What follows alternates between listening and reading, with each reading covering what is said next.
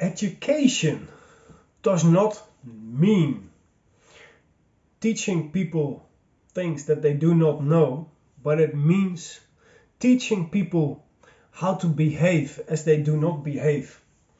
This is a fascinating quote by John Ruskin, and it's so true, because how often do we think by ourselves?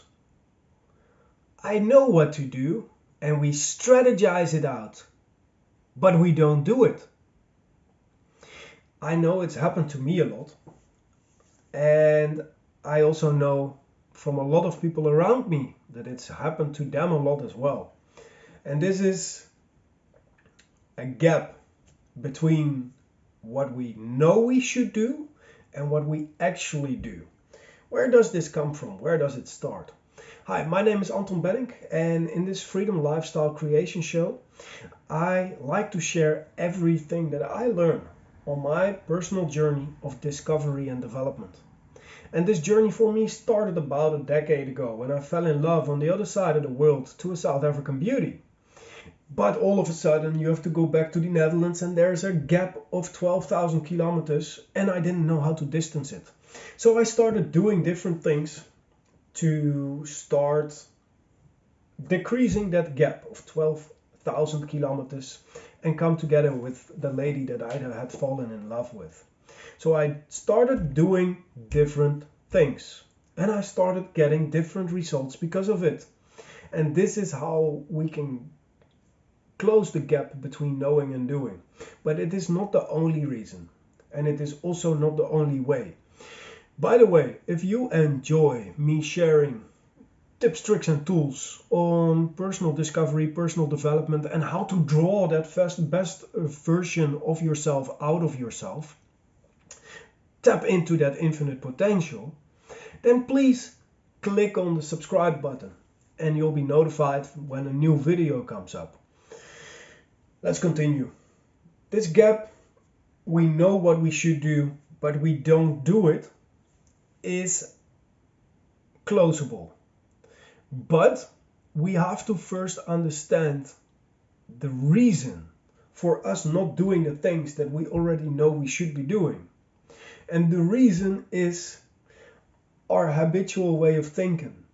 And our habitual way of thinking is developed throughout former generations, throughout our early childhood, when we had not yet developed the ability to either accept or reject certain ideas,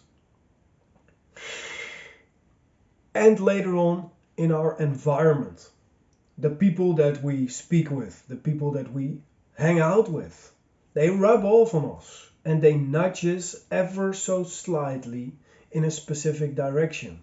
Jim Rohn put it beautifully and in a very easy manner. We become the average of the 5 people we spend the most time with. And that is how our paradigm develops. Our habitual thinking, programmed in our subconscious mind. And this program, this mental program, you can almost see it as a software code, a software being written in your subconscious mind, which determines the way that you behave. And the way that we behave originates there in that programmed software. And the annoying thing is that we haven't been consciously been there while we were being programmed to do the things that we are now doing. So we have never consciously decided to be doing what we're doing on a daily basis today. It's just been subconsciously programmed and we've just been doing it. We don't know why. That is why when we learn something can be done in a different way, and that different way, that is a better way, we think, all right, that's a better way, so I'll do it that way. But we don't do it. Why is that? Because to be able to start doing it consistently and habitually in that other way, we first have to change that mental program. And there's only 2 ways to be able to do such a thing. And the first way is an emotional impact. And an emotional impact, well, we don't regularly choose them. An emotional impact is something like a death in the family, the loss of a job, 9/11, a tsunami hitting the coastline, war. Do you hear? They're usually not very nice either. So you don't just choose them. 9 out of 10 times they're also negative. So we do not want to rely upon an emotional impact to change our habitual behavior. We want to go for the second way. And the second way is spaced repetition and elite level coaching. And accountability might be a beautiful third way to add to that mix. Because spaced repetition, how do we learn? How do we learn in school? To study a book, to memorize a book, we have to repeat it and repeat it until it is programmed in the mind. When it is programmed in the mind, it doesn't necessarily mean that you're going to start doing it. Because it first needs to be programmed in the mind, then you need to start doing it so often and often that it becomes a habitual behavior. But once you start repeating something and you start doing it and it is not in alignment with who you are as a human being, you're going to stop. And you're going to fall back into your old habitual behavior. And nothing is going to change. No new kind or better kind of results. And that is where either the accountability and the elite level coaching comes in. Bob Proctor, one of my most important mentors in life, he, in his 63 years of working and developing himself in the personal development industry, has never met anyone changing his paradigm, changing his habitual behavior himself. So yes, you can start using spaced repetition, but to truly be able to not just start and change your behavior once, but continuously change your behavior so that you're going to be able to change and improve your results, you'll need spaced repetition and elite level coaching. And the best way of accountability is accountability to your goal. Accountability to your goal means that you set a goal and you're going to be disciplined. You're going to do that which you have to do. Discipline is giving yourself a command and following it.